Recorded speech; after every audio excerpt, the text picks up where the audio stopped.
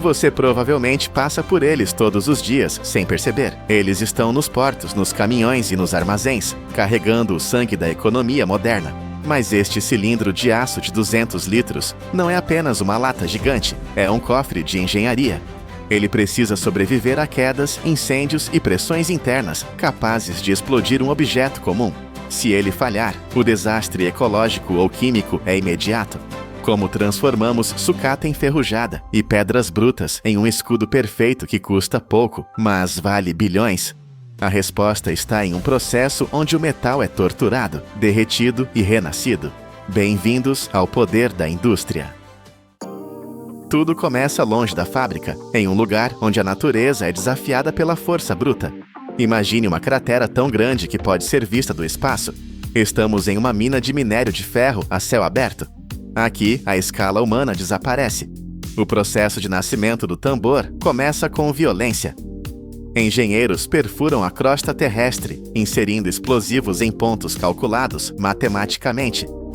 Quando a detonação acontece, não é apenas um barulho, é um terremoto controlado que quebra rochas que estavam adormecidas há milhões de anos. A poeira sobe e os monstros mecânicos entram em cena. Escavadeiras hidráulicas com conchas grandes o suficiente para engolir um carro popular inteiro carregam montanhas de terra rica em ferro. Elas alimentam caminhões de transporte, que são verdadeiros edifícios sobre rodas. Cada um desses gigantes carrega até 400 toneladas de rocha. Para você ter uma ideia, isso é o peso de 200 carros empilhados nas costas de um único veículo. Eles rugem para fora da mina, levando a matéria-prima para ser triturada. A rocha é esmagada por mandíbulas de aço até virar pedras menores, prontas para a próxima etapa. Mas o aço moderno tem uma segunda mãe, muito mais caótica: o nosso lixo. Em paralelo à mineração, existe uma operação global de caça ao tesouro. Carros que você dirigiu, geladeiras que conservaram seus alimentos e vigas de prédios demolidos chegam aos pátios de reciclagem. Aqui, a cena é brutal. Trituradores industriais, com dentes de liga metálica indestrutível, devoram um automóvel inteiro em segundos. Vidro, plástico e borracha são separados, deixando apenas o que nos interessa: o aço. É a reciclagem em sua forma mais agressiva e eficiente. O que era um sedã de luxo ou uma máquina de lavar vira apenas fragmentos metálicos, prontos para serem purificados pelo fogo. Agora entramos no coração da besta, a aciaria. É aqui que a mágica acontece, e o ambiente é hostil a qualquer forma de vida. A sucata e o minério são despejados dentro do forno elétrico a arco. Se você acha que o forno da sua cozinha é quente, tente imaginar uma temperatura de 1.600 graus Celsius. Isso é mais quente do que a lava que escorre de um vulcão ativo. Eletrodos de grafite, grossos como troncos de árvores centenárias, descem sobre a carga metálica. Quando a energia é ligada, não há fogo comum, há relâmpagos. Arcos elétricos de voltagem insana saltam dos eletrodos para o metal, criando um trovão contínuo dentro da fábrica. A energia consumida aqui em 1 hora poderia iluminar uma pequena cidade. Em minutos, a sucata sólida se rende. O metal chora e derrete, transformando-se em uma sopa líquida e brilhante. É uma visão hipnótica e perigosa. Nesse caldeirão, a química é ajustada com precisão de laboratório.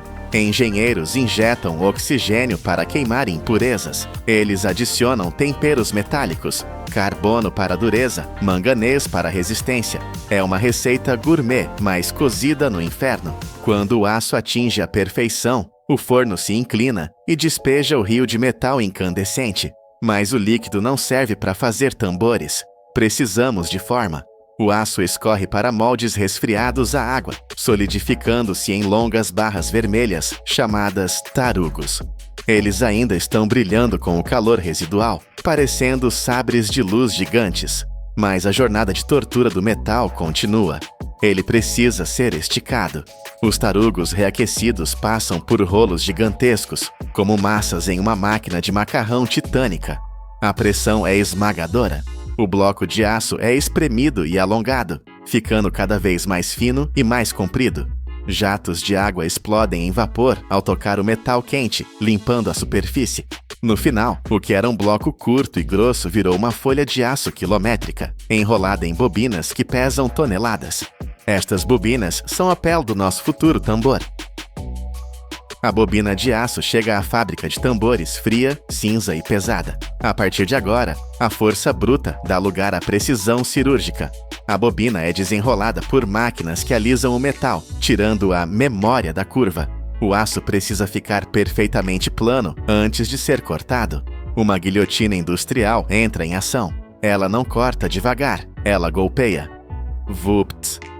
Em uma fração de segundo, uma lâmina de aço temperado fatia a chapa com precisão milimétrica.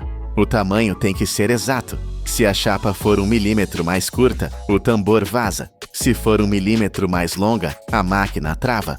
As bordas precisam ser navalhas perfeitas, sem rebarbas ou dentes, porque elas estão prestes a se unir para sempre. A chapa retangular voa pela esteira até a estação de calandragem. Rolos de aço agarram a chapa plana e a forçam a se curvar. O metal resiste, mas a máquina vence, transformando o plano em um cilindro. As duas pontas da chapa se encontram face a face.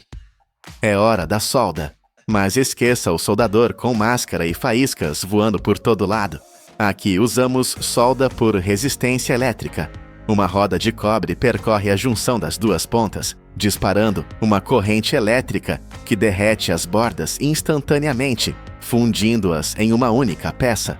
Não há adição de material, não há cola. O metal se torna um só. É uma cicatriz que é tão forte quanto a pele original. Imediatamente, uma ferramenta de desbaste passa raspando o excesso, deixando a emenda lisa e invisível ao toque.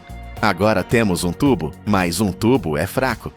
Se você o chutasse agora, ele amassaria. Precisamos dar a ele uma armadura estrutural. Porque os tambores têm aquelas linhas em relevo no meio. Não é estética, é física pura. O tubo liso entra na máquina de expansão. De dentro para fora, ferramentas hidráulicas empurram o aço, esticando-o para criar anéis salientes, chamados de nervuras de rolagem. O som é de metal gemendo sob pressão, mas ele não quebra. Essas nervuras funcionam como a coluna vertebral do tambor. Elas multiplicam a resistência do cilindro. Sem elas, se você empilhasse 3 tambores cheios, o de baixo seria esmagado como uma lata de refrigerante. Com as nervuras, a força do peso é distribuída e o tambor aguenta toneladas sobre sua cabeça sem reclamar. Além disso, a máquina cria ondulações menores ao longo do corpo, chamadas de corrugações. Isso endurece a parede do tambor, tornando-a resistente a impactos. Se um tambor cair de um caminhão, ele pode amassar, mas essas ondas ajudam a impedir que ele rasgue e derrame seu conteúdo tóxico ou precioso. É a geometria salvando o dia. E tem um detalhe prático. Essas nervuras permitem que um operador role o tambor pelo chão da fábrica com facilidade, já que apenas uma pequena área de metal toca o solo, reduzindo o atrito. Enquanto o corpo ganha músculos, em outra parte da fábrica, prensas gigantes estão fabricando as tampas da nossa fortaleza. Chapas de aço entram na prensa. Bum! Com um golpe de centenas de toneladas, o aço é estampado. O fundo e o topo do tambor nascem instantaneamente, mas não basta cortar um círculo. A borda dessas tampas é curvada com precisão microscópica. Elas precisam ter um lábio perfeito para se encaixar no corpo. Nas tampas superiores, a máquina perfura os buracos para as válvulas e insere roscas de aço. Essas roscas são a única entrada e saída do tambor. Elas precisam ser à prova de vazamentos, capazes de segurar vapores químicos sob pressão. Agora vem o casamento final. O corpo cilíndrico, o fundo e a tampa se encontram. E aqui está o segredo mais impressionante do tambor de aço. Na maioria das vezes, não usamos solda para prender o fundo. Usamos força mecânica. A máquina de recravagem, ou shime, entra em ação. Ela agarra a borda do corpo do tambor e a borda do fundo e começa a enrolá-las juntas, uma sobre a outra. É como dobrar um papel 5 vezes, mas feito com aço frio. O metal é dobrado, apertado e esmagado com tanta força que se torna hermético. 7 camadas de aço intercaladas. Nem ar, nem água, nem óleo passam por ali. É um nó de aço que nunca se desfaz. Essa borda reforçada é o ponto mais forte do tambor. É ela que aguenta o impacto se o tambor cair de quina. Sensores a laser verificam cada milímetro dessa junção enquanto o tambor gira. Se houver uma falha da espessura de um fio de cabelo, o tambor é rejeitado. A aposta é alta demais para erros. O tambor é forte, mas o aço tem um inimigo mortal, a ferrugem. O oxigênio do ar quer devorar o metal. Precisamos de uma pele protetora. O tambor entra em um túnel de lavagem. Jatos de água química removem qualquer traço de óleo ou poeira da fabricação. Ele sai brilhando, nu e vulnerável. Imediatamente ele entra na cabine de pintura. Robôs, movendo-se como maestros de uma orquestra, pulverizam tinta em alta velocidade. A tinta é carregada eletricamente para ser atraída pelo metal como um ímã, garantindo que nenhum ponto fique sem cobertura. O tambor gira e em segundos muda de cor. Azul, preto, verde, dependendo da marca do cliente. Mas a tinta ainda está úmida e frágil. O tambor viaja para dentro de um forno gigante, um túnel de calor longo e constante. A tinta não apenas seca, ela cura. Ela se funde quimicamente ao aço, criando uma camada dura, resistente a arranhões e ao sol. Agora, ele não é apenas um tanque de metal, é um produto acabado. No final da linha, uma última inspeção. Alguns tambores são escolhidos aleatoriamente para testes destrutivos. Eles são enchidos com água e jogados de alturas absurdas. São inflados com ar até quase explodirem. Eles são torturados para garantir que seus irmãos sobrevivam à viagem real. Olhe para ele agora, brilhante, alinhado em paletes, pronto para o embarque. Milhares deles, idênticos, perfeitos. Eles saem da fábrica para serem enchidos com combustível de aviação, mel, produtos químicos para remédios ou lubrificantes industriais. Este tambor, que começou como uma rocha explodida no deserto e um carro velho triturado, agora é o guardião silencioso da nossa segurança. Ele viaja em navios enfrentando tempestades no oceano, cruza continentes em trens e caminhões e fica armazenado por anos esperando. E ele não falha. Quando você ver um caminhão carregado na estrada, lembre-se do calor do forno elétrico, do golpe da prensa e da precisão da solda. O mundo moderno é construído sobre coisas que ignoramos. E este cilindro de aço é a prova de que, com engenharia suficiente, até o objeto mais simples pode se tornar uma obra-prima de resistência. Curta o vídeo e se inscreva no Poder da Indústria, porque a jornada de como o mundo é feito está apenas começando. Você acha que a internet é uma nuvem intangível flutuando acima de nós? Pense novamente. A realidade física da nossa conexão global é um feixe de luz correndo através de fios mais finos que um cabelo humano, estendidos no fundo escuro dos oceanos e enterrados sob o solo. Mas sem um único material, essa luz se apagaria em segundos. Redes sociais, bancos digitais e a comunicação moderna deixariam de existir. Esse material nasce de um gás explosivo e invisível. Como a humanidade transforma um vapor volátil em uma armadura capaz de resistir 50 anos debaixo da terra, protegendo nossos dados mais preciosos? A resposta está prestes a ser revelada.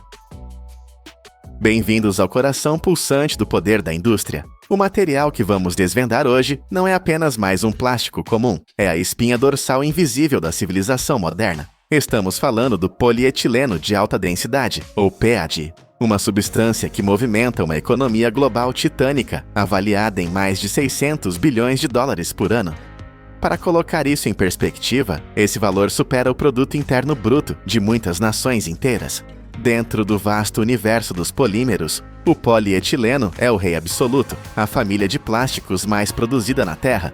E o PAD sozinho reivindica uma fatia impressionante de 30% a 35% de toda essa produção mundial. É uma maré de matéria-prima que nunca para de fluir, alimentando fábricas e construindo infraestruturas em cada continente habitado. A geografia desse poder industrial é dominada por 3 gigantes: o Oriente Médio, a China e os Estados Unidos. O Oriente Médio lidera com uma vantagem estratégica avassaladora, utilizando suas reservas colossais de petróleo e gás natural para extrair etileno a custos incrivelmente baixos, permitindo a operação de complexos petroquímicos que se estendem por quilômetros, cidades de aço e vapor que operam 24 horas por dia. Mas o PAD não é apenas volume, é virtude técnica. Identificado pelo símbolo de reciclagem número 2, ele carrega uma distinção rara. É um dos poucos materiais sintéticos que realmente fecha o ciclo, sendo coletado, processado e renascido em escala industrial, vez após vez. No entanto, para entender como criamos algo tão massivo e durável, precisamos abandonar a escala dos bilhões de dólares e mergulhar no mundo microscópico, onde o caos de um gás é forçado a se tornar ordem sólida. A gênese dessa armadura moderna começa com o etileno, um gás hidrocarboneto leve, extraído das profundezas da Terra, junto com o petróleo bruto ou gás natural, dentro das refinarias, em um processo violento e preciso chamado craqueamento. Moléculas complexas são quebradas para liberar esse gás vital. Mas o etileno bruto é selvagem e impuro. Ele não pode simplesmente entrar na linha de produção. Antes de se tornar a proteção da nossa internet, esse gás deve sobreviver a uma purificação rigorosa, onde a umidade, o oxigênio e traços de enxofre são caçados e eliminados impiedosamente. Uma única impureza microscópica nesta fase poderia ser o ponto de falha catastrófica em um tubo daqui a 20 anos. Apenas quando o gás atinge um estado de pureza quase perfeita, ele é admitido no santuário da transformação, o reator de polimerização. É aqui que a mágica da engenharia acontece, sob a influência de catalisadores altamente avançados que agem como maestros moleculares. As moléculas individuais de etileno são compelidas a abandonar sua liberdade gasosa. Elas se alinham e se fundem, formando longas cadeias de polímeros, como soldados marchando em formação cerrada. Essa reação ocorre em um inferno controlado, com temperaturas que variam de 70 a 110 graus Celsius, ou 158 a 230 graus Fahrenheit. Mas é a pressão que realmente define o jogo. Esmagadores 150 a 450 psi forçam a matéria a obedecer. O processo dura apenas alguns minutos, às vezes dezenas de minutos, mas nessa janela de tempo crítica, o destino do material é selado. O comprimento das cadeias, a densidade, a resistência futura a impactos, tudo é decidido agora. Estamos criando uma estrutura molecular linear, disciplinada e incrivelmente densa, projetada para suportar o peso do mundo acima dela. No momento exato em que as cadeias moleculares atingem a perfeição, a reação precisa ser assassinada. Se continuar por um segundo a mais, o material se degrada. O fluxo é interrompido abruptamente, reduzindo a temperatura ou desativando o catalisador. Mas o polímero recém-nascido é vulnerável. Ele está em um estado ativado, hipersensível ao calor e ao oxigênio que poderiam destruí-lo antes mesmo de ser usado. Para salvar essa criação, injetamos um coquetel de estabilizadores térmicos e antioxidantes diretamente na massa. É como aplicar um conservante de imortalidade, trancando as propriedades mecânicas do PAD, para que ele possa resistir não apenas às próximas horas de processamento, mas às próximas décadas de serviço sob o solo úmido e hostil. Agora temos um polímero derretido, fluindo como um rio de plástico, a temperaturas entre 199 e 249 graus Celsius. Nesse estado líquido, ele é incontrolável, precisa ser domado. A massa ardente é empurrada para um sistema de extrusão, sendo forçada através de orifícios minúsculos para formar milhares de fios contínuos, parecidos com espaguete industrial. Esses fios mergulham imediatamente em um banho de água, onde o choque térmico solidifica sua estrutura física em questão de segundos. Facas rotativas, girando a velocidades alucinantes, cortam esses fios em pequenos grânulos, cada um medindo apenas 2 a 5 milímetros. Não se engane pelo tamanho minúsculo. Cada um desses grânulos carrega a programação molecular de resistência extrema. Uma única linha de produção pode cuspir mais de 9 toneladas desses grânulos por hora, o peso de 2 elefantes adultos a cada 60 minutos. Antes de sair da fábrica, esses cartuchos de matéria-prima passam por uma triagem impiedosa. Medimos sua densidade, seu índice de fluidez a 190 graus Celsius e sua força pura. Se um lote desviar 1 milímetro das especificações, ele é rejeitado. Porque o que está em jogo não é apenas um tubo plástico, mas a integridade da infraestrutura global. Agora, a jornada toma um novo rumo. Os grânulos foram criados, mas eles são apenas a munição. O verdadeiro objetivo é fabricar a arma, os tubos que carregarão a água e a informação do mundo. Entramos na fábrica de tubos, onde a atmosfera muda de química para mecânica pesada. Os grânulos de PEAD virgem são retirados de silos herméticos, onde foram protegidos contra a umidade, o inimigo silencioso da qualidade. Eles são misturados com precisão cirúrgica a um ingrediente vital, o negro de fumo. Adicionado em uma concentração de 2 a 3%, esse aditivo não serve apenas para dar a cor preta. Ele é um escudo contra a radiação ultravioleta do Sol, garantindo que o tubo não se torne quebradiço se ficar exposto à luz do dia antes de ser enterrado. A mistura entra na extrusora, uma besta de aço com um parafuso sem fim em seu interior. À medida que o parafuso gira, ele gera um atrito colossal e cisalhamento, enquanto aquecedores externos elevam a temperatura para 200 a 250 graus Celsius. Os grânulos sólidos se rendem, transformando-se em uma lava negra, viscosa e homogênea. A pressão aumenta drasticamente à medida que essa massa é empurrada em direção ao cabeçote da matriz. Este é o momento da verdade. A lava plástica é forçada através de um anel de metal de precisão, o espaço entre um mandril central e um anel externo. É aqui, sob pressão imensa, que o material ganha sua forma de cilindro oco. Ele sai da máquina ainda quente, macio e vulnerável, sustentando seu próprio peso apenas pela viscosidade do material. Sua geometria está definida, mas sua sobrevivência ainda não está garantida. O tubo recém-nascido, brilhando com o calor residual, entra imediatamente na câmara de vácuo e resfriamento. Este é o estágio onde a física define a perfeição. O tubo é submerso em tanques de água fria que se estendem por dezenas de metros, mas a água sozinha não é suficiente. Um sistema de vácuo poderoso puxa as paredes externas do tubo contra uma luva de calibração de metal. O vácuo age como mãos invisíveis, segurando o plástico mole na forma perfeitamente redonda, enquanto a água rouba o calor. É uma batalha térmica. A temperatura do PEAD despenca, travando as moléculas no lugar. O que era um líquido viscoso minutos atrás, agora se torna um sólido rígido, capaz de suportar golpes de marreta. Durante todo esse trajeto subaquático, sensores a laser monitoram o diâmetro e a ovalização em tempo real, milhares de vezes por segundo.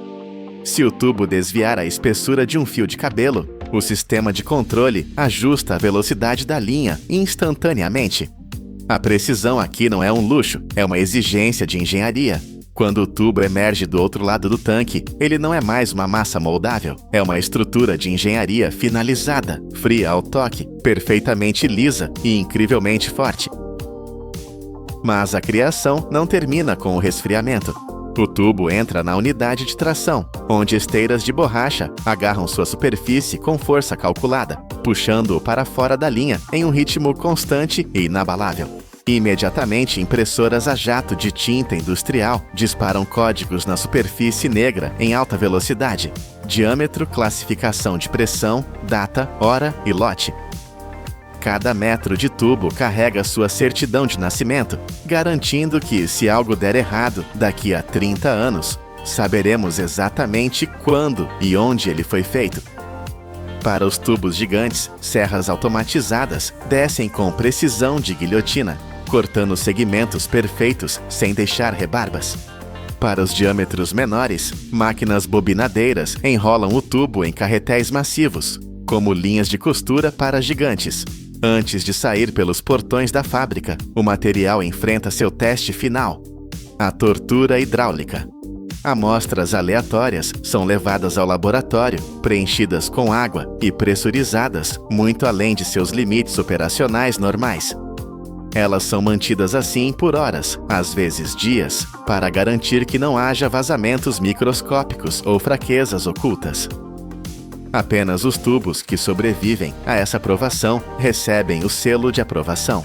Eles são então empilhados, cintados com aço e carregados em caminhões e trens, prontos para serem despachados para os cantos mais remotos do planeta.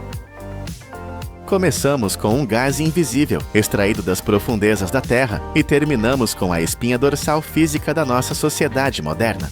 Do caos molecular dentro de um reator superaquecido, à ordem perfeita de um tubo enterrado no silêncio do subsolo, o polietileno de alta densidade é um triunfo da engenhosidade humana. Ele raramente é visto, escondido sob o asfalto e a terra, mas trabalha incansavelmente 24 horas por dia. Ele carrega a água que bebemos e protege os cabos de fibra ótica que transmitem este vídeo até sua tela agora mesmo. É a prova de que, com a engenharia certa, podemos transformar o volátil em eterno. Se você ficou impressionado com a escala e a precisão dessa indústria invisível, deixe seu like e inscreva-se no poder da indústria. Comente abaixo. Qual outra megaestrutura ou material você quer ver sendo dissecado em nosso próximo vídeo? Até a próxima jornada pelo mundo da manufatura extrema. E se eu lhe dissesse que, escondido nas entranhas do seu carro, existe um metal mais valioso que o ouro? Ele absorve gases como uma esponja mágica, suporta o calor de um vulcão ativo e limpa o ar que todos nós respiramos. Mas a verdade chocante é esta. Para obter apenas meio quilo deste material, a humanidade precisa esmagar e processar milhares de toneladas de rocha sólida. Este é o paládio, o fantasma industrial que sustenta o mundo moderno. Como transformamos o pó cinzento em um espelho perfeito? Para entender por que movemos montanhas por este metal, você precisa ver o que ele faz. O paládio não é apenas um material brilhante, ele é um monstro químico disfarçado. Imagine um metal que consegue engolir hidrogênio em volumes centenas de vezes maiores que o seu próprio corpo. À temperatura ambiente, ele puxa átomos de gás para dentro da sua própria estrutura sólida, trancando-os ali. É uma esponja atômica, usada para purificar a energia do futuro, mas a sua resistência é ainda mais assustadora. Enquanto outros metais derreteriam e virariam poça, o paládio permanece firme. O seu ponto de fusão é de 2.830 graus Fahrenheit, e ele só começa a ferver a temperaturas alucinantes, acima de 5.400 graus. É por isso que ele é o guardião perfeito para os lugares mais infernais das nossas máquinas. A maior parte deste metal raro vive uma vida secreta dentro do sistema de escape do seu carro. Ali dentro do conversor catalítico, ele enfrenta uma tempestade de gases tóxicos. O paládio ataca o monóxido de carbono mortal e o transforma em algo inofensivo antes que saia pelo escapamento. Um único carro usa apenas uma fração de onça, algo minúsculo.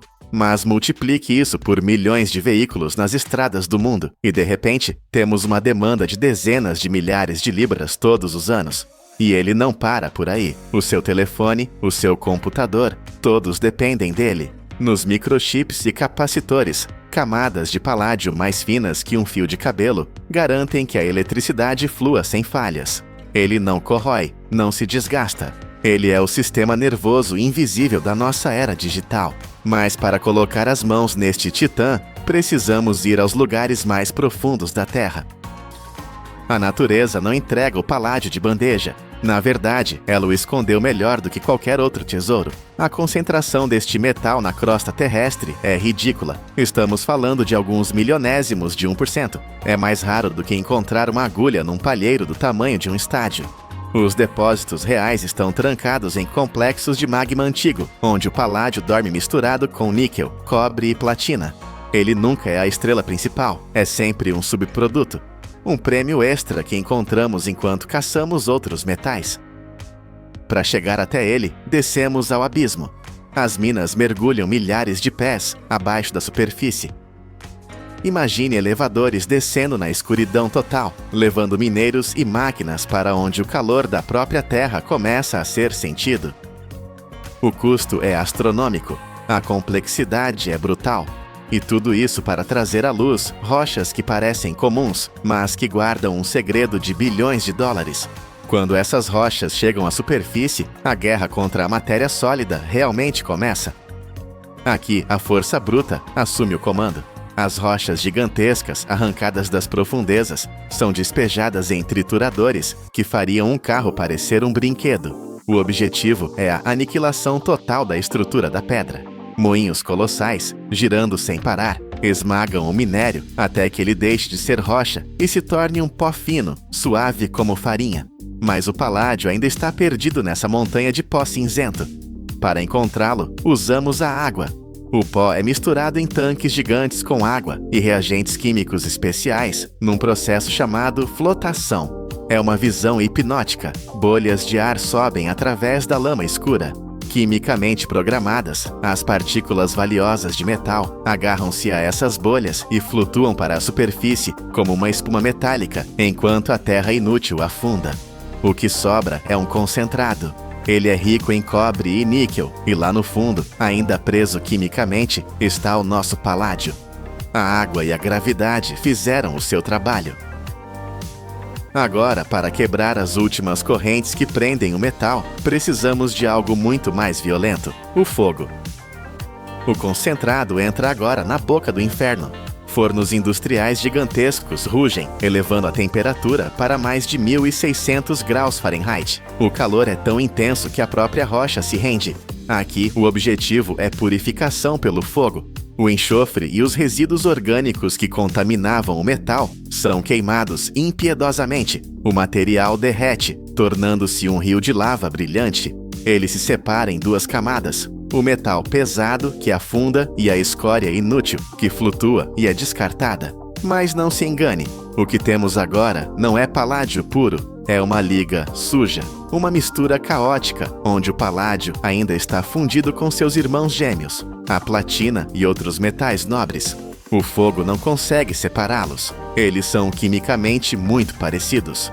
Para isolar o nosso herói, precisamos sair da fornalha e entrar no laboratório mais perigoso do mundo. Bem-vindos ao refinamento. Aqui a violência física dá lugar à precisão cirúrgica da química.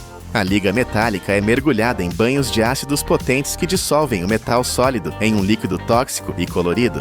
É um jogo de paciência e perigo. Através de uma série de reações em cadeia, os cientistas começam a pescar os elementos um por um. Primeiro, forçam a platina, o ródio e o irídio a se separarem, caindo para o fundo do tanque. O paládio fica para trás, isolado finalmente na forma de sais complexos. Mas ainda não parece metal. Quando o processo termina e os sais são reduzidos, o que temos nas mãos é um pó cinza preto, estranho e leve, chamado de esponja de paládio. Ele é lavado obsessivamente com água destilada para remover qualquer traço de ácido e depois seco em fornos a centenas de graus. Olhando para esse pó escuro, é difícil acreditar que ele vale mais que o ouro. Ele não brilha, ele não reflete a luz. Para ganhar a sua forma final e gloriosa, ele precisa morrer e renascer uma última vez. A esponja de paládio é levada para a etapa final, a fusão de alta pureza. Usamos fornos de indução elétrica ou arco elétrico, verdadeiras maravilhas da tecnologia, que aquecem o metal em recipientes especiais que não contaminam a mistura. O ambiente aqui é controlado como uma sala de cirurgia. O ar é sugado para fora ou substituído por argônio, um gás nobre, porque o oxigênio é o inimigo que poderia arruinar tudo. A temperatura sobe, passa dos 2.000 graus, passa dos 2.500.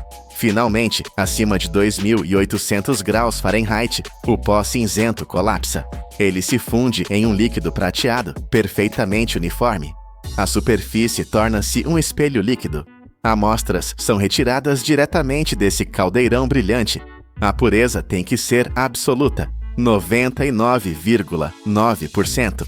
Se houver a mínima falha, volta tudo para o início. Quando aprovado, o metal líquido é derramado em moldes de grafite.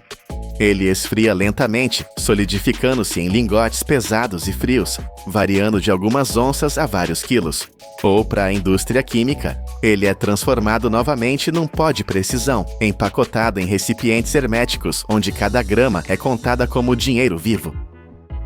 A escala dessa operação é alucinante quando olhamos para os números finais. O mundo inteiro produz apenas cerca de 6 a 7 milhões de onças deste metal por ano. É uma quantidade minúscula para uma indústria global. E o mais assustador Mais de 2/3 desse suprimento vem de apenas 2 países no planeta. É por isso que o paládio nunca morre. A reciclagem é vital. Quase 1/3 de todo o paládio que usamos hoje não vem das minas, mas sim de sucata. Os conversores catalíticos de carros velhos são recolhidos, quebrados e refinados, num ciclo infinito de renovação. Lembre-se disto: para obter um único quilo deste metal puro, movemos e processamos milhares de toneladas de terra. É um esforço titânico de energia, logística e química. Da próxima vez que vir um anel de ouro branco ou ligar o motor do seu carro, lembre-se da odisseia do paládio. Das profundezas escuras e esmagadoras da terra, passando pelo inferno do fogo e pelos banhos de ácido, até se tornar o guardião invisível da nossa tecnologia. É a prova de que, com engenharia suficiente, até a poeira mais rara pode se tornar a espinha dorsal do mundo moderno. Você acha que os danos de 2,5 bilhões de dólares causados por javalis nos Estados Unidos são um desastre? Na Austrália, um exército de 12 bilhões de invasores, 50 vezes maior que a população humana do país, massacrou 40 milhões de nativos e quase colapsou um sistema de 100 milhões de anos. Eles atacam com ácido e cegam suas vítimas. Mas a salvação não veio de bombas ou máquinas, e sim de uma vespa menor que um grão de poeira. Como o invisível venceu o invencível. Para entender como quase perdemos tudo, precisamos olhar para o que estava em jogo. Imagine uma fábrica biológica perfeita, isolada do resto do mundo por 37 milhões de anos. Este lugar é a Ilha de Natal. Não é apenas uma ilha, é uma máquina viva, afinada pela evolução. Aqui a natureza criou uma força de trabalho única, o caranguejo vermelho. Eles não são apenas animais, eles são os engenheiros do solo. Com uma densidade populacional impressionante de 110 mil caranguejos para cada habitante humano, eles dominam a paisagem. Durante eras, sua função foi clara: reciclar. Eles revolvem a terra, limpam as folhas caídas e mantêm a floresta respirando. Sem eles, o motor da selva para. Todo ano, essa máquina exibe sua força máxima. Centenas de milhões de caranguejos emergem da sombra verde em sincronia total. É um evento tão massivo que o Google já dedicou um dia inteiro a ele. Eles marcham como um rio vermelho vivo, cobrindo estradas, escalando pontes construídas exclusivamente para eles e descendo até o mar para garantir a próxima geração. É uma operação logística de escala global, acontecendo em uma ilha onde 70% do território é um parque nacional intocável. Pássaros raros, rios subterrâneos e árvores gigantes dependem inteiramente desses trabalhadores blindados. Era um sistema à prova de falhas, ou pelo menos era o que pensávamos até o século XX. A ruptura desse equilíbrio perfeito não veio com uma explosão nuclear, mas com a chegada silenciosa de navios de carga. Escondido entre mercadorias, desembarcou um invasor pequeno, mas com um apetite de destruição global, a formiga louca amarela. O nome parece inofensivo, até engraçado, mas não se deixe enganar. Louca refere-se ao seu movimento errático e à velocidade insana de seus ataques. Em um ecossistema que nunca conheceu predadores terrestres, a chegada dessas formigas foi como soltar um vírus em um computador sem antivírus. Elas não apenas sobreviveram, elas conquistaram. Em poucos anos, elas construíram uma super colônia. Não estamos falando de formigueiros comuns. Estamos falando de uma entidade única, conectada, com 12 bilhões de soldados operando como um só organismo. Durante a estação chuvosa, esse exército brotava do solo como uma maré viva.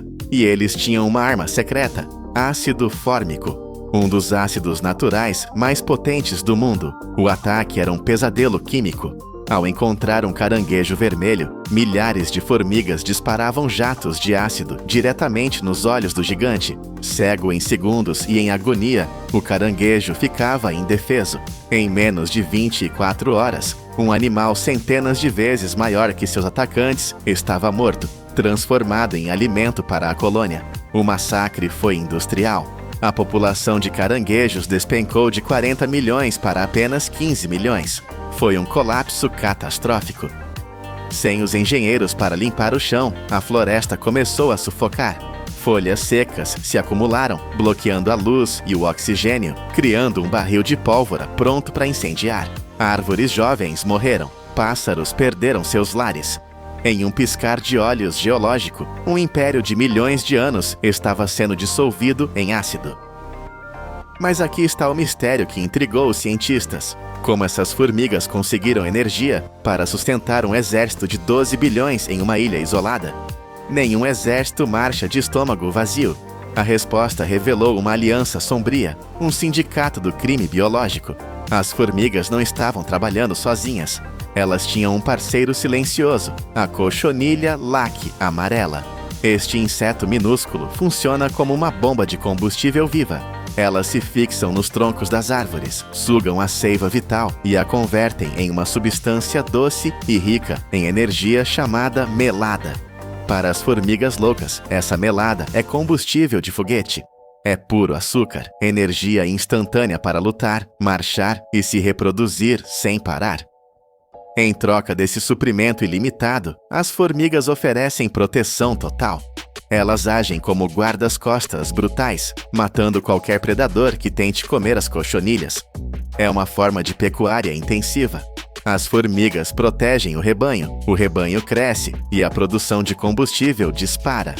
É um ciclo de feedback positivo terrível, como jogar gasolina em um incêndio florestal.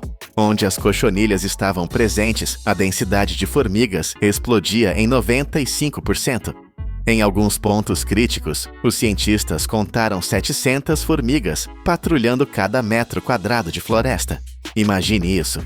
700 máquinas de matar em um único quadrado de chão. Era uma ocupação total. Sem inimigos naturais para quebrar essa aliança, a supercolônia se espalhou centímetro por centímetro, transformando a floresta vibrante em um deserto silencioso, dominado por um único império. A humanidade não podia ficar parada, assistindo à extinção. A decisão foi tomada: contra-atacar com força máxima. Mas como você luta contra 12 bilhões de inimigos escondidos na selva densa? A resposta inicial foi química. O veneno escolhido chamava-se fipronil, uma toxina poderosa capaz de eliminar ninhos inteiros. Mas a logística dessa guerra era um pesadelo. Os redutos das formigas estavam em penhascos íngremes e vales profundos, onde nenhum humano conseguia chegar a pé. A única opção era o ataque aéreo. Helicópteros carregados com iscas tóxicas voaram sobre a ilha, bombardeando a floresta com quase 3 quilos de veneno por acre. Cada missão era uma aposta de alto risco e custo altíssimo. Uma única campanha podia custar 2 milhões de dólares. E havia um perigo ainda maior: o tempo. O ataque só podia acontecer na estação seca. Se atrasassem algumas semanas, a migração dos caranguejos começaria. Se os caranguejos comessem a isca destinada às formigas, nós mesmos causaríamos a extinção que estávamos tentando evitar. No início parecia funcionar. Os números caíram 99%. Celebramos a vitória, mas foi uma ilusão. O veneno era como cortar a grama. A raiz permanecia intacta no subsolo. Meses depois, as formigas reemergiam das áreas não tratadas, mais fortes e agressivas. Além disso, o fipronil não escolhia vítimas. Matava insetos nativos inocentes, desestabilizando ainda mais a cadeia alimentar. Estávamos tentando salvar a ilha, envenenando-a. Ficou claro que a força bruta e o dinheiro não poderiam vencer a biologia. Precisávamos de uma estratégia mais inteligente. Quando os helicópteros e os venenos falharam, os cientistas voltaram à prancheta. Eles perceberam que não podiam matar 12 bilhões de formigas uma por uma. Eles precisavam cortar o suprimento de combustível. O alvo deixou de ser a formiga e passou a ser a cochonilha. Mas quem poderia se infiltrar nessa fortaleza, protegida por bilhões de guardas ácidos? A resposta veio na forma de um agente secreto, menor que a ponta de um alfinete. A vespa parasita, Tachardia-Ephagus somervillei. Esta não é uma vespa comum com ferrão doloroso, é um instrumento cirúrgico vivo. Sua missão é única: encontrar a cochonilha, ignorar as formigas e depositar seus ovos dentro do corpo do produtor de combustível. Quando as larvas nascem, elas comem a cochonilha de dentro para fora. Sem cochonilha, não há melada. Sem melada, o exército de formigas morre de fome. Simples, brutal e elegante. Mas a Austrália tinha traumas do passado. Em 1935, introduziram o sapo cururu para combater besouros, e o sapo se tornou uma praga devastadora. Ninguém queria repetir esse erro. Por isso, a vespa passou pelo teste de segurança mais rigoroso do mundo. Durante 3 longos anos, em laboratórios de segurança máxima, ela foi colocada frente a frente com 130 e uma espécies de insetos nativos. A pergunta era: ela atacaria algo além do alvo? A resposta foi não. Ela era uma atiradora de elite biológica. Finalmente, as portas dos helicópteros se abriram novamente, mas desta vez não caiu veneno. 18 mil microvespas foram liberadas no vento. Um exército invisível flutuando para a copa das árvores, pronto para desligar a energia do império inimigo. Nos primeiros meses após a liberação, a tensão era palpável. A floresta continuava silenciosa. As vespas eram pequenas demais para serem vistas a olho nu, e as formigas ainda dominavam o terreno. Parecia que nada estava acontecendo, mas a guerra estava sendo vencida nos bastidores, célula por célula. Então, os sinais começaram a aparecer. Os troncos das árvores, antes brilhantes de melada pegajosa, começaram a secar. A refinaria de açúcar estava fechando as portas. Privadas de seu combustível de alta energia, as formigas começaram a falhar. O superorganismo, antes hiperativo, tornou-se lento. A fome se espalhou pela colônia. 2 anos após a liberação das vespas, os cientistas voltaram ao Marco Zero, o local que antes fervilhava com 700 formigas por metro quadrado.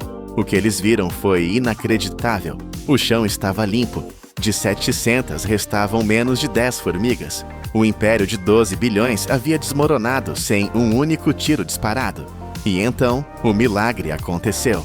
Os verdadeiros donos da ilha voltaram, timidamente no início, mas logo em ondas massivas. Os caranguejos vermelhos reapareceram nas trilhas. Eles começaram a escavar tocas, arejando o solo compactado. Comeram as folhas mortas, limpando o chão da fábrica. A máquina da floresta, enferrujada e parada, começou a girar novamente. Na migração de 2024, a contagem de caranguejos explodiu, ultrapassando 100 milhões. A cor verde voltou a dominar onde antes havia mofo preto. Pássaros raros pararam de morrer. A vida venceu. Hoje, a Ilha de Natal é um monumento à resiliência e à inteligência. Salvamos 100 milhões de vidas gigantes usando uma criatura que você mal consegue ver na ponta do seu dedo. Mas não se engane, a guerra não acabou. O inimigo não foi aniquilado, ele apenas recuou. Nas profundezas da selva inexplorada, onde as vespas ainda não chegaram, as formigas loucas amarelas sobrevivem em pequenos bolsões, protegendo as últimas cochonilhas, esperando. Um único erro nosso, um descuido na vigilância, e elas podem ressurgir do subsolo para reconstruir seu império de ácido. Esta história é um aviso poderoso. Os sistemas mais complexos da Terra são frágeis, mas a natureza possui as ferramentas para curar a si mesma, se tivermos a sabedoria de usá-las. Às vezes, para vencer um gigante, você não precisa de um tanque, você precisa de algo menor que um grão de poeira. Imagine a previsão meteorológica mais insana de sempre. Céu nublado com possibilidade de chuva de ratos mortos recheados com comprimidos. Não é um filme de ficção, mas um plano governamental real para salvar a Flórida de um colapso total. Para deter um exército de pitões birmanesas que engolem veados inteiros, as autoridades consideram o bombardeamento aéreo de roedores tóxicos. Em Guam, isto funcionou. Mas por que razão este remédio pode acabar por matar as últimas 120 panteras nativas do planeta? Para compreender a urgência deste plano radical, temos de olhar para a escala monstruosa do inimigo que se esconde sob a superfície dos pântanos. Os Everglades, uma das zonas úmidas mais vitais da América, estão a ser sufocados por uma invasão biológica sem precedentes. A população de pitões birmanesas cresceu para números que desafiam a contagem, com estimativas a apontar para dezenas de milhares destas criaturas camufladas na vegetação densa. Não estamos a falar de simples répteis. Os adultos desta espécie são verdadeiras máquinas biológicas de predação, atingindo comprimentos de quase 5 metros e pesando cerca de 75 quilogramas de puro músculo constritor. O corpo destes animais funciona como uma meia de borracha infinitamente elástica, capaz de distender-se para acomodar presas maciças. As autópsias realizadas nestes invasores revelaram conteúdos estomacais aterrorizantes, jacarés adultos digeridos e veados de cauda branca engolidos inteiros, com cascos e chifres intactos. A fome destes predadores é tão absoluta que em certas áreas dos Everglades, a população de mamíferos nativos, como guaxinins e gambás, colapsou em mais de 90%. Os métodos atuais de controle humano parecem brincadeira de crianças contra esta maré viva. O famoso Desafio Python, uma caçada anual organizada pelo Estado, consegue remover apenas entre 100 e 200 cobras por ano. Desde o ano de 2017, os agentes estatais eliminaram pouco mais de 10 mil espécimes. Pode parecer muito, mas estatisticamente é apenas uma gota num oceano verde infestado. A situação atingiu um ponto crítico que exige uma intervenção à escala industrial, algo que vá muito além da caça manual e atinja o coração reprodutivo da população invasora. É neste cenário de desespero total que os gestores ambientais olham para o passado, para uma operação quase militar realizada numa pequena ilha no meio do Oceano Pacífico. A história transporta-nos para a ilha de Guam, um território que outrora foi um paraíso sonoro, vibrante com o canto de dezenas de espécies de aves tropicais. Mas, em meados do século XX, um passageiro clandestino chegou à ilha escondido em equipamento militar. A cobra arbórea castanha. O que se seguiu foi o silêncio. Sem predadores naturais e com um apetite voraz, estas cobras multiplicaram-se a uma velocidade aterrorizante, atingindo densidades populacionais nunca vistas em nenhum outro lugar da Terra. 5.000 cobras por cada 4 milhas quadradas de selva. O impacto foi catastrófico e imediato. 12 espécies de aves deixaram de se reproduzir localmente e 8 espécies viram as suas populações reduzidas em 90%. A ilha ficou muda. A cultura local, as lendas e as canções ligadas às aves desapareceram. Mas a devastação não foi apenas ecológica, foi uma crise infraestrutural. Com a sua necessidade constante de escalar em busca de presas, as cobras confundiam frequentemente as linhas de alta tensão com ramos de árvores. O resultado foram cerca de 200 apagões elétricos totais por ano, mergulhando a ilha na escuridão repetidamente e causando prejuízos econômicos diretos estimados em 4 milhões e 500 mil dólares anuais. Foi então que a ciência contra-atacou com uma descoberta peculiar e inesperada. O paracetamol, o ingrediente ativo comum que tomamos para dores de cabeça, revelou-se fatal para estas cobras. Uma dose de apenas 80 miligramas, 3 onças de substância, é suficiente para neutralizar um indivíduo médio. A solução logística foi digna de um filme de guerra. Ratos mortos implantados com o comprimido e equipados com pequenos paraquedas de cartão foram lançados de helicópteros sobre a copa das árvores. Os resultados foram inegáveis. Nas zonas onde esta chuva de ratos ocorreu, a população de cobras invasoras caiu 80%. O método funcionou. A praga foi controlada pela química e pela gravidade, inspirando a Flórida a considerar a mesma arma. A mecânica por trás deste cavalo de Troia biológico é fascinante na sua simplicidade brutal. O paracetamol interfere na capacidade do sangue da cobra de transportar oxigênio, levando a uma falência orgânica rápida e irreversível. Para a Flórida, o plano estratégico não visa primariamente os gigantes de 5 metros que já dominam o topo da cadeia alimentar, mas sim a base da pirâmide, as pitões jovens. Estes espécimes juvenis, que ainda medem até 2 metros de comprimento, têm uma dieta baseada em pequenos roedores e, crucialmente, passam muito tempo nas árvores, tal como as suas primas invasoras de Guam.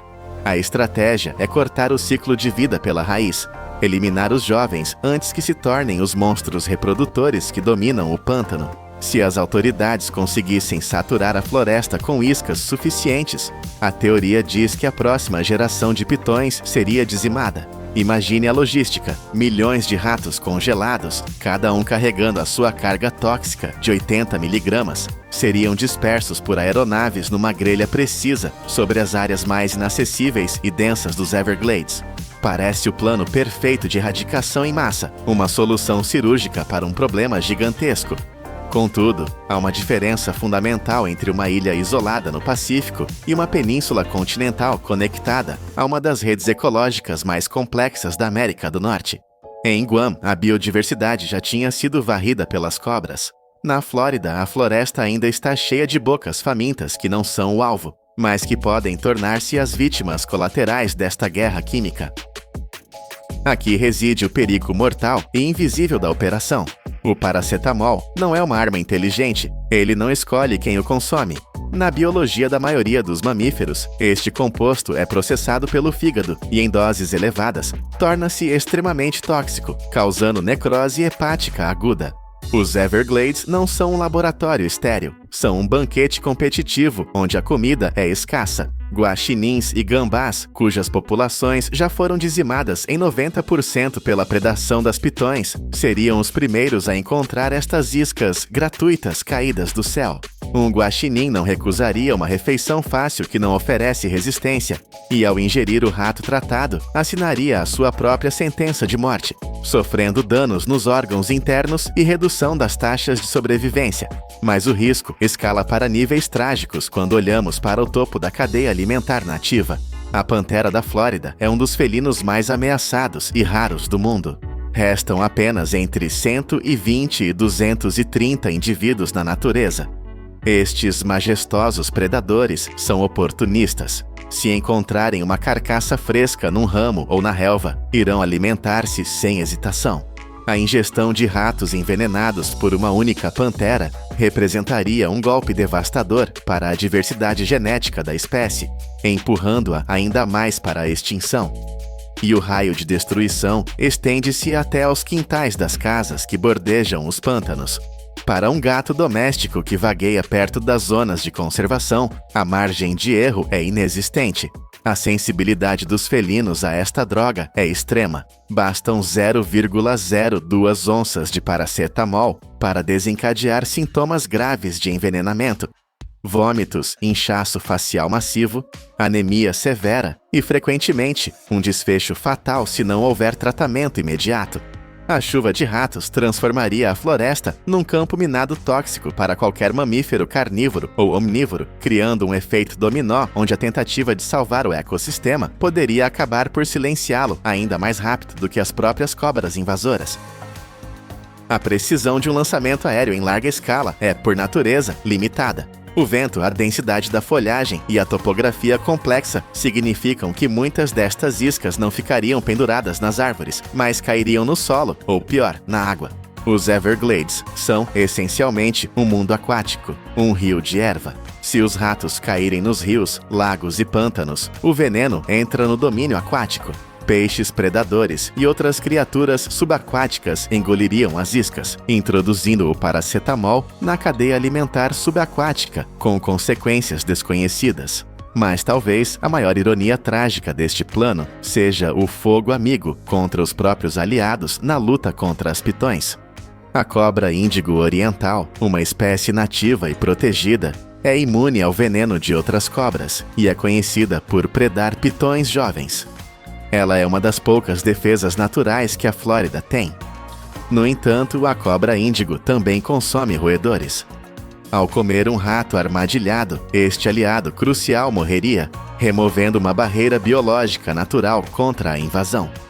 O mesmo destino aguarda as cascavéis locais, cujas populações também seriam atingidas. Além disso, existe o risco insidioso de envenenamento secundário. Aves de rapina, como águias, falcões e corujas, podem não morrer imediatamente ao comer um único rato, mas quando levam essa presa contaminada para o ninho, alimentam as suas crias. Os pintos, com os seus fígados subdesenvolvidos e massa corporal minúscula, têm uma tolerância muito menor às toxinas.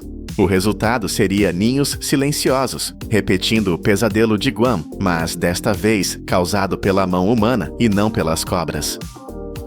Esta não é a primeira vez que a humanidade tenta jogar a ser Deus com o controle de pragas, e o histórico global é repleto de avisos severos e dilemas éticos. Na Austrália, o uso do veneno conhecido como 1080 para controlar raposas e gatos selvagens gerou uma controvérsia feroz.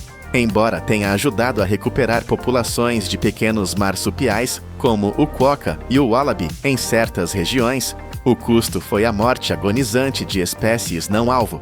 Águias audazes e lagartos monitores sofreram envenenamentos acidentais ao consumir as iscas ou as carcaças, levantando questões sobre se é aceitável sacrificar alguns animais nativos para salvar outros.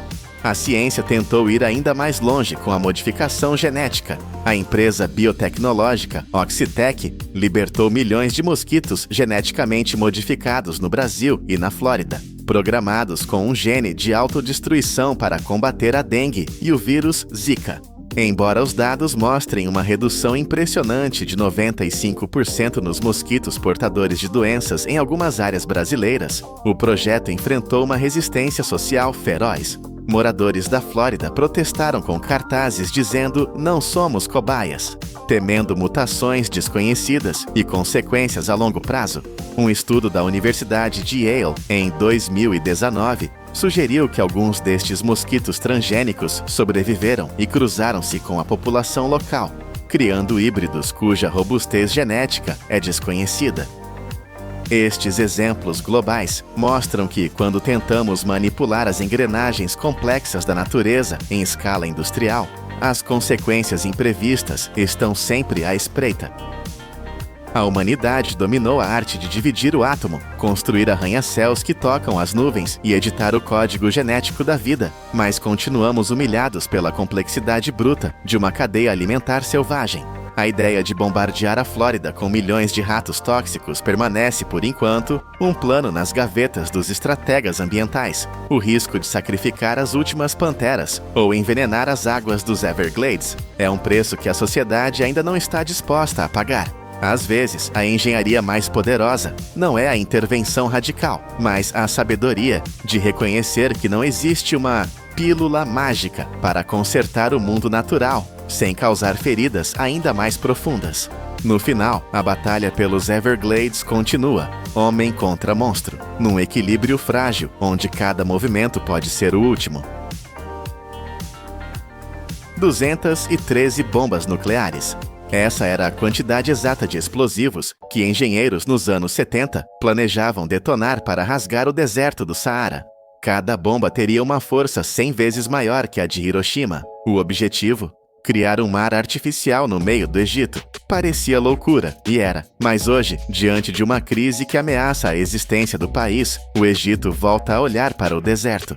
Desta vez, sem radiação, mas com máquinas gigantescas e um plano de sobrevivência desesperado. Bem-vindos ao canal Poder da Indústria. Para entender por que alguém consideraria usar armas nucleares para mover areia, precisamos olhar para o lugar onde essa história começa. A depressão de Qattara não é um lugar comum, é uma falha geológica colossal, uma ferida aberta na crosta terrestre localizada no oeste do Egito. Estamos falando de uma bacia gigantesca que afunda 426 pés, ou cerca de 130 metros, abaixo do nível do mar. É um mundo invertido. Aqui, as condições não são apenas difíceis, são brutais. No verão, o sol castiga o solo sem piedade, fazendo os termômetros dispararem para 122 graus Fahrenheit, o equivalente a 50 graus Celsius. É um forno a céu aberto, onde a chuva é um evento quase mítico. Em muitos anos, a precipitação é absolutamente zero. A escala deste vazio é difícil de processar. A área que o Egito pretende inundar cobre 5.400 milhas quadradas. Para colocar isso em perspectiva, imaginem um corpo de água quase do tamanho do Lago Ontário, um dos grandes lagos da América do Norte. É uma imensidão de nada, mas, ironicamente, o maior perigo aqui não é o calor ou a sede, é o passado. O solo desta depressão é um campo minado literal. Durante a Segunda Guerra Mundial, batalhas ferozes aconteceram nas proximidades de El Alamein, e os exércitos deixaram para trás um legado mortal. Centenas de milhares de minas terrestres e projéteis não detonados ainda dormem sob a areia, esperando por um passo em falso. Cavar um canal a céu aberto aqui seria suicídio. As tempestades de areia constantes, o solo solto que engole escavadeiras e o risco de explosões tornaram o projeto impossível por décadas. Foi esse desespero logístico que fez com que cientistas dos Estados Unidos e da Europa, em um momento de delírio da Guerra Fria, sugerissem o uso de explosivos nucleares de 1,5 megatons para ajudar na escavação. Felizmente, o medo da radiação contaminar todo o Mediterrâneo e o sul da Europa enterrou essa ideia radioativa, mas o sonho do mar no deserto não morreu. Ele apenas precisava de uma nova abordagem, uma que não envolvesse o fim do mundo, mas sim o domínio absoluto da engenharia moderna. Se a superfície é um inferno de calor e explosivos esquecidos, a solução lógica é fugir dela. O novo plano do Egito é audacioso. Se não podemos ir por cima, iremos por baixo. A ideia é construir um túnel titânico, uma artéria de concreto e aço escondida nas profundezas da terra, longe do sol escaldante e dos campos minados. Estamos falando de uma estrutura que percorrerá uma distância entre 34 e 50 milhas, dependendo da rota final escolhida pelos engenheiros. É uma distância enorme, conectando o mar Mediterrâneo diretamente ao coração da depressão de Qattara. O mais impressionante é que não serão necessárias bombas gigantescas para mover a água. A natureza fará o trabalho pesado. Como a depressão está a 426 pés abaixo do nível do mar, a água fluirá puramente pela força da gravidade. Basta abrir as comportas no Mediterrâneo e deixar o oceano precipitar-se para o vazio. Mas, para criar esse caminho subterrâneo, o Egito está mobilizando uma frota de monstros mecânicos. As tuneladoras, ou tatuzões, são fábricas móveis que mastigam a rocha. Essas máquinas não são novidade para os egípcios. O país já as utilizou para escavar o metrô do Cairo e túneis rodoviários sob o canal de Suez, operando em solos muito semelhantes aos do deserto. A tecnologia avançou a um ponto onde essas bestas de metal podem avançar dezenas de pés por dia, triturando sal, giz e areia com dentes de aço, enquanto simultaneamente instalam anéis de concreto para selar as paredes do túnel. É uma operação cirúrgica em escala industrial. Lá embaixo, na escuridão fresca, a água não evapora e as tempestades de areia não importam. Apenas as entradas e saídas precisarão ser limpas de minas, tornando o projeto viável e seguro. Quando a última barreira de rocha cair, o rugido da água ecoará pelo túnel, marcando o início de uma transformação irreversível. Imaginem o momento em que a água do mar finalmente chega à borda da depressão. Ela não vai apenas escorrer, ela vai despencar. A queda vertical é de aproximadamente 426 pés. Para que vocês sintam o peso dessa imagem, pensem nas cataratas do Niágara. Agora coloquem uma Niágara em cima da outra. A queda em Qattara é ainda maior do que isso. Essa força bruta da natureza, canalizada pelo homem, será direcionada para turbinas gigantescas. O plano prevê a construção de usinas hidrelétricas, que funcionarão como o coração pulsante deste novo corpo de água. A potência estimada é avassaladora. Estamos falando de gerar entre 600 e 1.200 megawatts de eletricidade. Isso se traduz em uma produção anual de 4 a 7 bilhões de quilowatts-hora.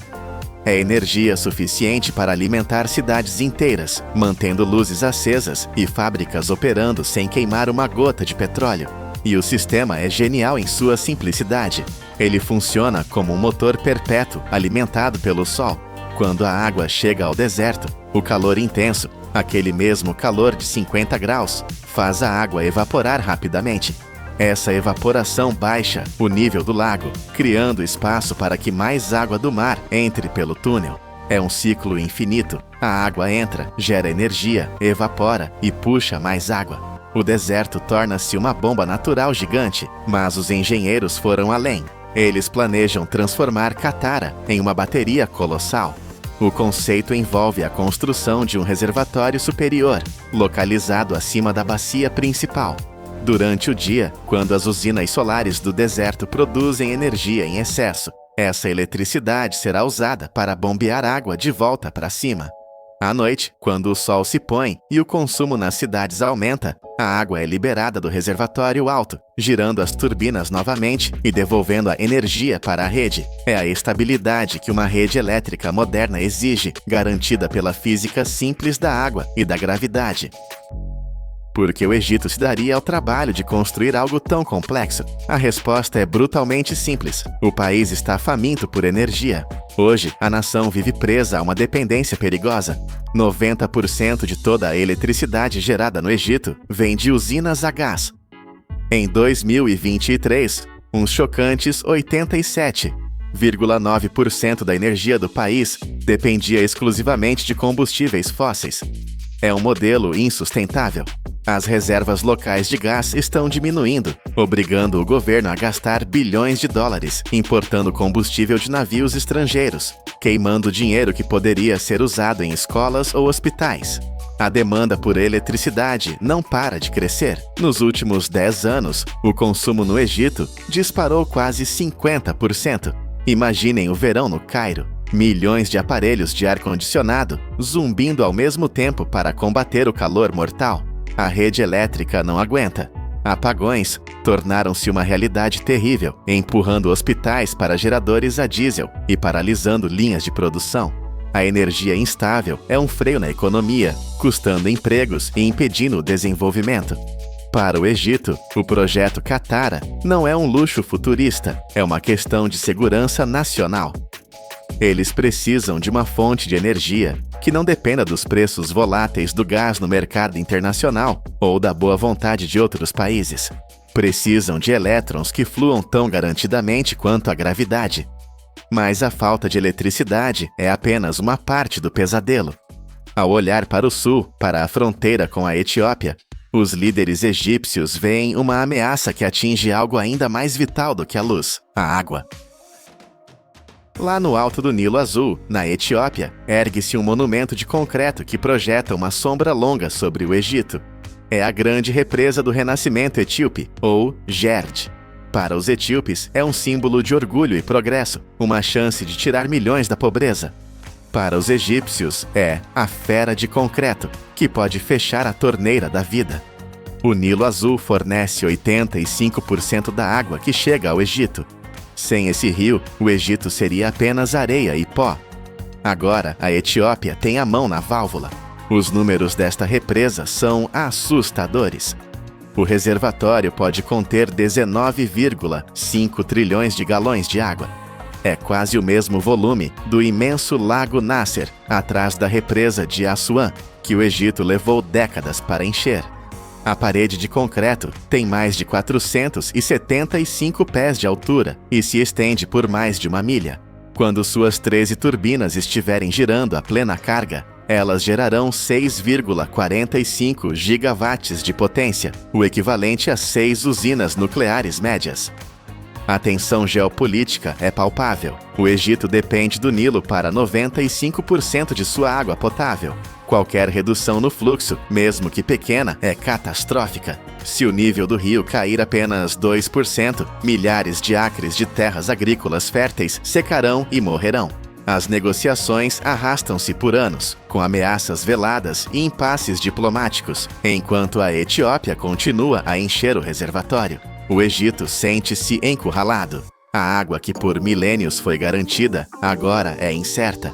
É neste cenário de risco existencial que o mar artificial no deserto deixa de ser apenas uma usina elétrica e se torna uma tábua de salvação. Aqui entra a verdadeira genialidade do plano egípcio. A energia gerada pela queda d'água em Katara não servirá apenas para acender lâmpadas. Ela terá uma missão muito mais nobre: a alquimia moderna. O plano é usar essa eletricidade maciça para alimentar usinas de dessalinização. Bombas gigantes puxarão a água salgada do novo mar e, usando membranas de alta tecnologia, separarão o sal da água pura. As estimativas são de cair o queixo.